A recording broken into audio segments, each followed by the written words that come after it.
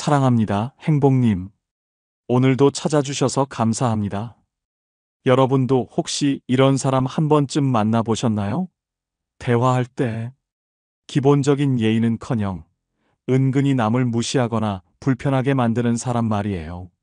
처음엔 참아보려고 애쓰지만 갈수록 속이 뒤집히는 그 기분. 공감되시죠? 말을 꺼내자니 나만 속 좁아 보이고, 그렇다고 그냥 참자니 하루 종일 찜찜하게 마음만 남는 그런 상황. 오늘은 바로 그런 경우 없는 사람을 우아하게 대처하면서도 내 자존심은 지킬 수 있는 확실한 방법을 알려드릴게요. 이 방법 한 번만 써보시면 속이 얼마나 시원해지는지 느끼실 겁니다. 지금 바로 시작합니다. 첫 번째, 어려울 것 같아요.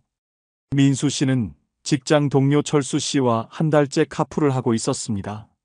서로 도우며 편하게 출퇴근하자는 좋은 의도로 시작했죠. 그런데 시간이 지나면서 철수 씨의 태도는 점점 선을 넘기 시작했습니다. 처음 며칠은 고맙습니다. 민수 씨 덕분에 편하게 출근하네요. 라며 인사도 잘하던 철수 씨였습니다. 그런데 요즘은 어땠냐고요? 늘 늦게 나오는 게 기본이었죠. 한 번은 민수 씨가 약속 시간에 맞춰 도착했는데 철수 씨는 창문을 열더니 태연하게 말했습니다. 5분만 기다려줘요. 아직 커피 안 내려졌네요. 민수 씨는 차 안에서 기다리며 내가 왜 이러고 있나? 싶었지만 어찌됐든 참았습니다. 그런데 차에 타서도 더 가관이었습니다. 핸드폰만 들여다보던 철수 씨는 이 길 말고 다른 길로 가죠. 여기가 더 빨라요. 라며 운전까지 간섭했습니다. 결정적인 사건은 퇴근길에 벌어졌습니다. 철수 씨가 차에서 내리면서 이렇게 말했죠. 민수 씨, 내일 퇴근할 때 회사 앞 편의점에서 좀 기다려줘요. 제가 볼 일이 있어서 좀 늦을 거예요. 그 말을 듣는 순간 민수 씨는 더 이상 참을 수 없었습니다. 이게 무슨 경우야? 그날 밤 민수 씨는 침대에 누워 곰곰이 생각했습니다.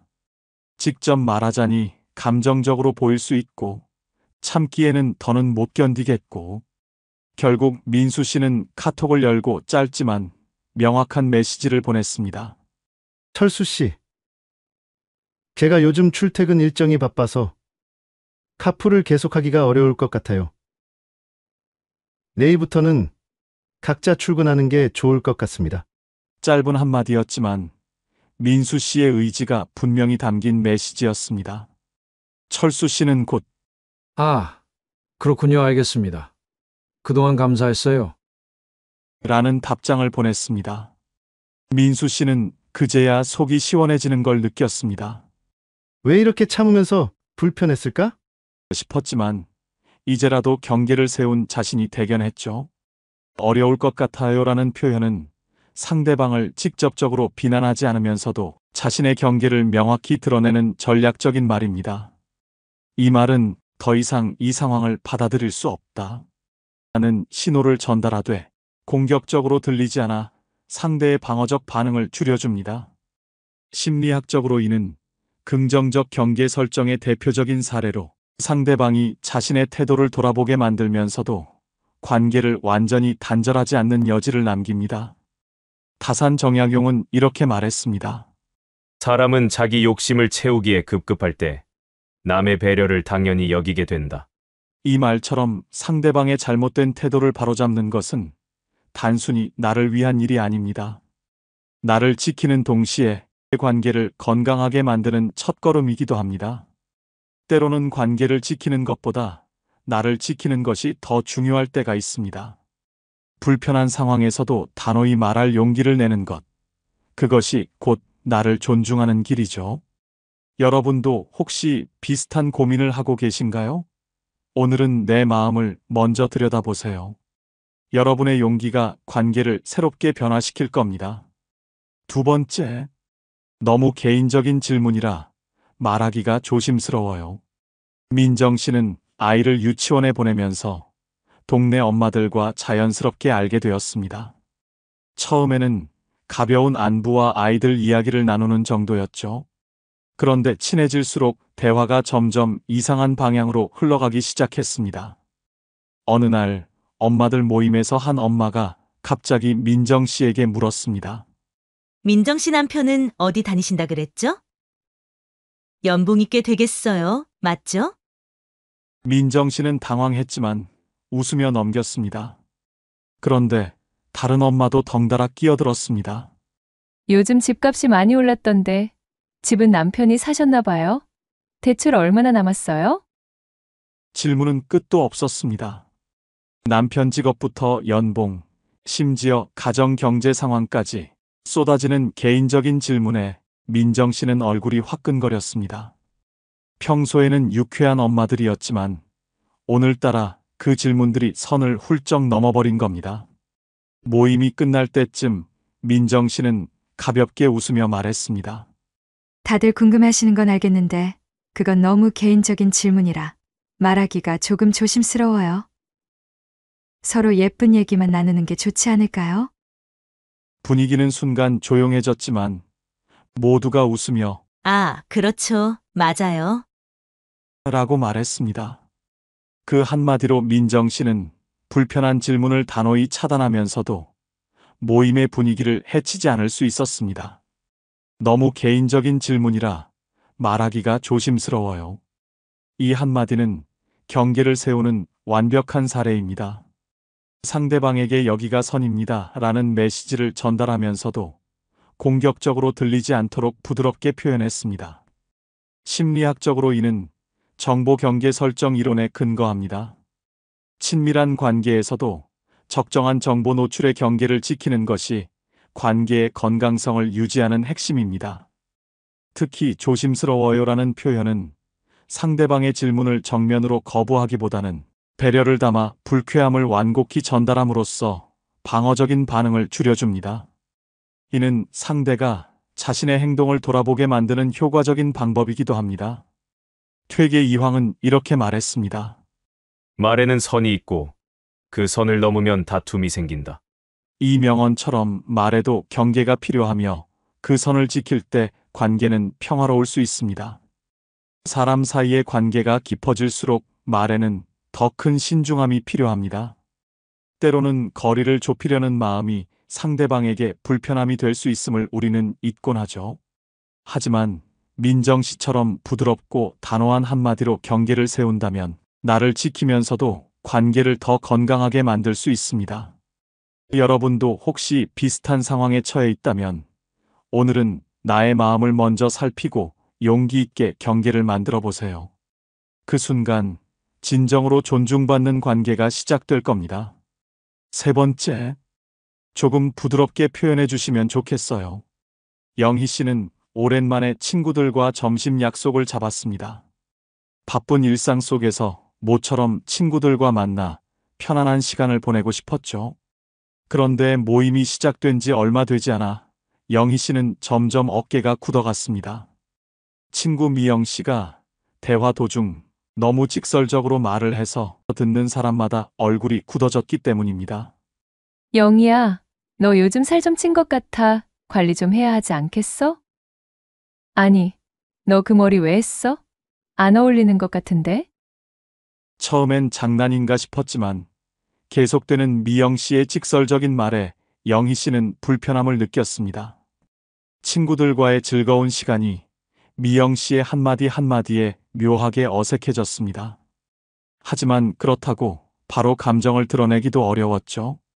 한참을 참고 있던 영희 씨는 미영 씨가 또다시 너 오늘 화장 좀 이상한데? 라고 말했을 때 차분히 숨을 고르고 침착하게 한마디 했습니다. 미영아, 네가 솔직한 건 좋지만 조금 더 부드럽게 표현해주면 더 좋을 것 같아. 순간 미영 씨는 당황한 듯 의아한 표정을 지었지만 다른 친구들이 곧 고개를 끄덕이며 맞장구를 쳤습니다. 맞아. 조금만 부드럽게 말하면 정말 좋을 것 같아. 영희 씨의 한마디는 분위기를 바꾸는 계기가 되었습니다. 미영 씨도 자신의 말투를 돌아보게 되었고 이후 대화는 훨씬 더 편안하고 따뜻하게 이어졌습니다. 조금 부드럽게 표현해 주시면 좋겠어요. 이 한마디는 직설적인 사람의 태도를 바꾸는데 효과적인 접근법입니다. 비폭력 대화의 원칙에 따르면 상대의 행동을 비난하지 않고 요청의 형태로 전달할 때 상대는 방어적인 태도 없이 자신의 행동을 돌아볼 가능성이 커집니다. 조금 부드럽게 표현해 주시면 좋겠어요. 라는 말은 미영 씨의 솔직함을 인정하면서도 동시에 그 표현이 다른 사람들에게 어떤 영향을 주는지 상기시킵니다. 이 방식은 관계를 해치지 않으면서도 필요한 경계를 설정하는 효과적인 방법입니다. 율곡 이인은 이렇게 말했습니다. 말은 칼과 같아. 쓰는 법에 따라 사람을 살리기도 아프게도 한다. 이 말처럼 말은 부드럽고 따뜻할 때 비로소 상대의 마음을 여는 힘을 가집니다. 직설적인 태도는 때때로 솔직함으로 받아들여질 수 있지만 지나치면 상대에게 상처를 줄 수 있습니다. 영희 씨처럼 부드럽고 단호한 한마디가 상대방에게 스스로를 돌아볼 기회를 줄 수 있습니다.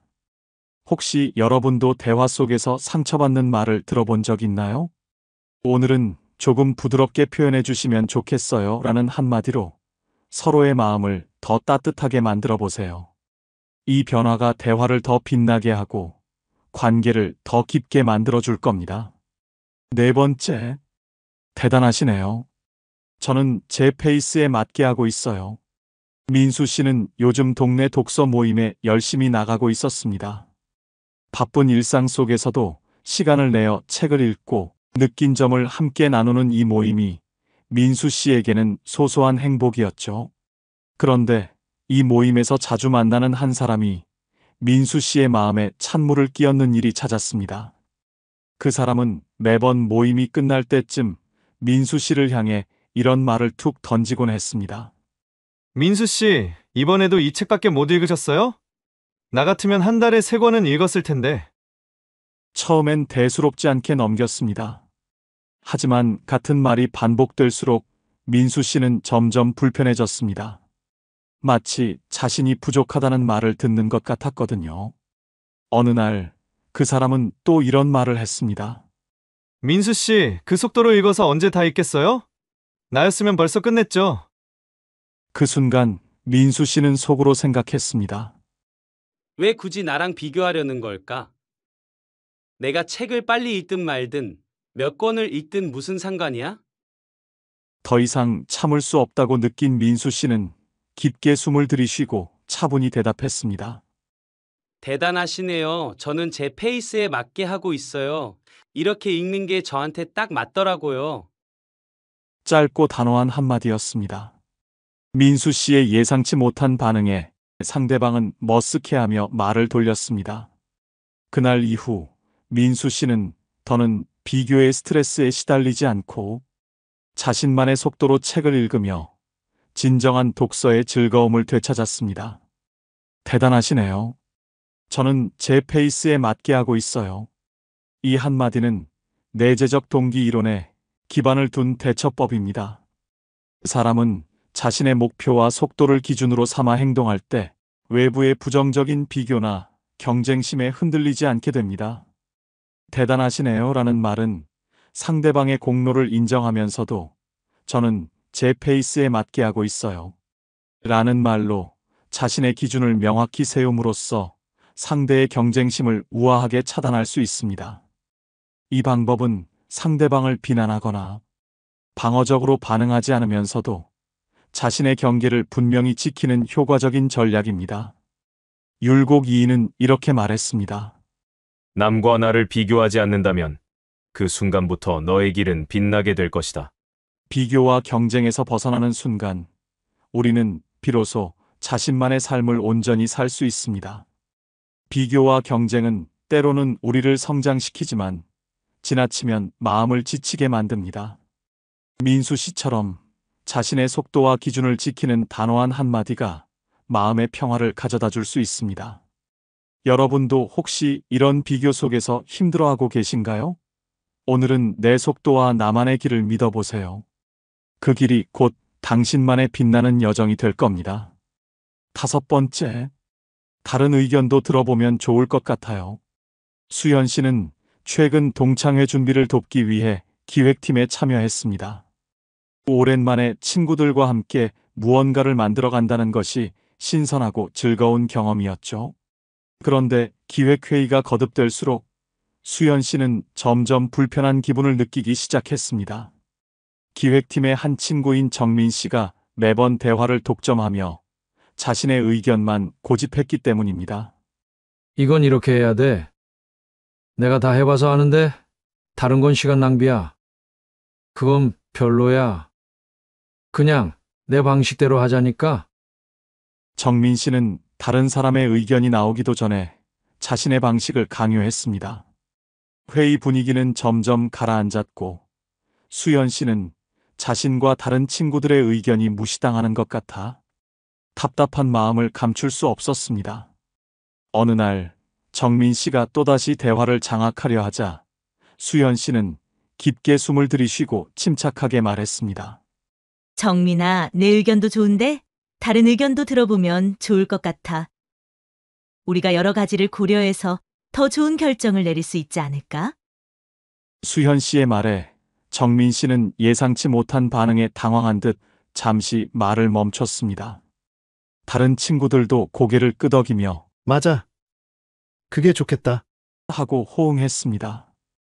회의는 차츰 활기를 되찾으며 모두가 의견을 나누는 균형 있는 분위기로 변해갔습니다.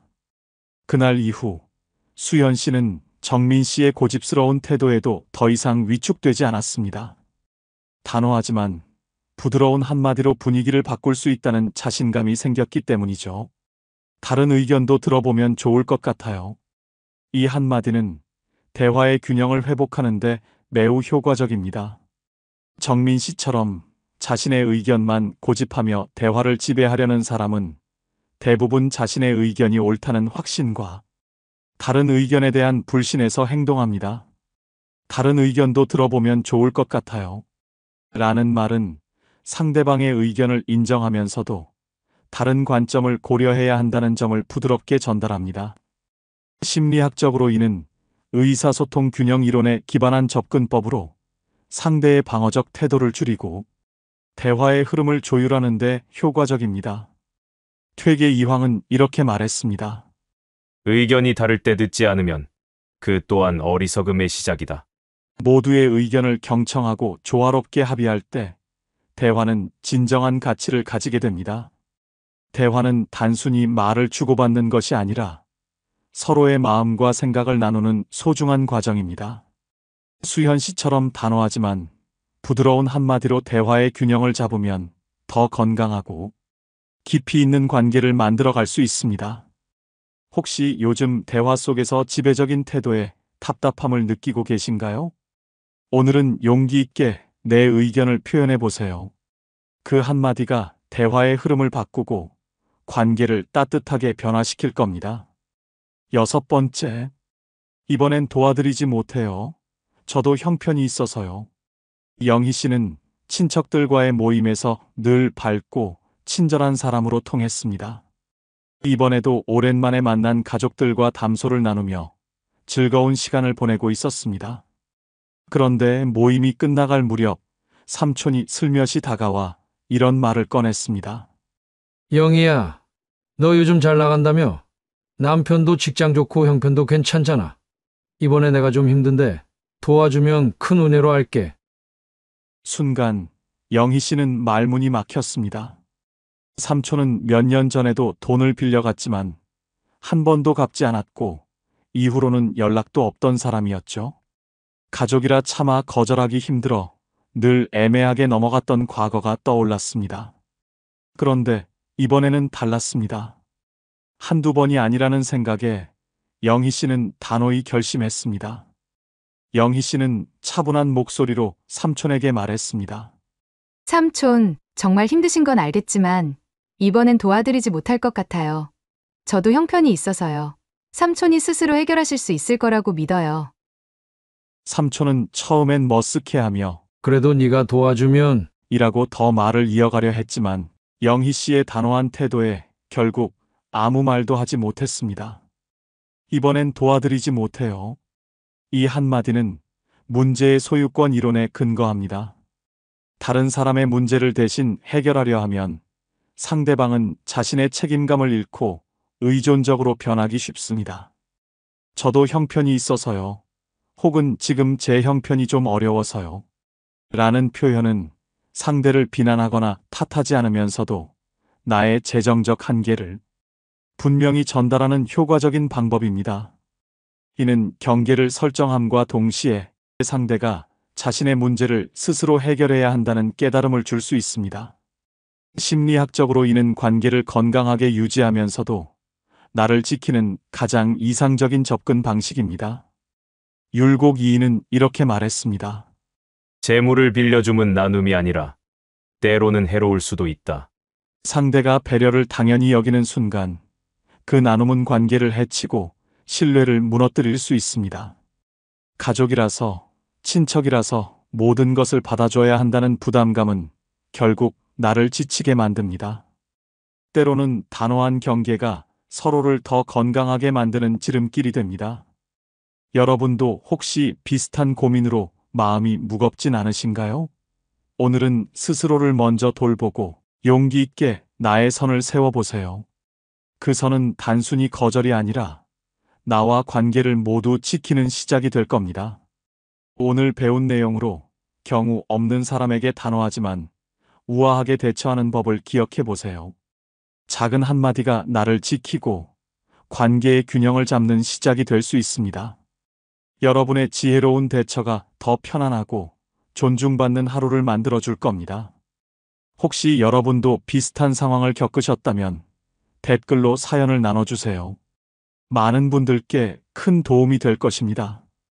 이 영상이 필요한 분들께 공유해 주시고 구독과 좋아요로 저를 응원해 주세요. 여러분과의 소중한 연결이 저에게 큰 힘이 됩니다. 오늘도 여러분의 행복을 빕니다. 이상으로 행복 주문서였습니다.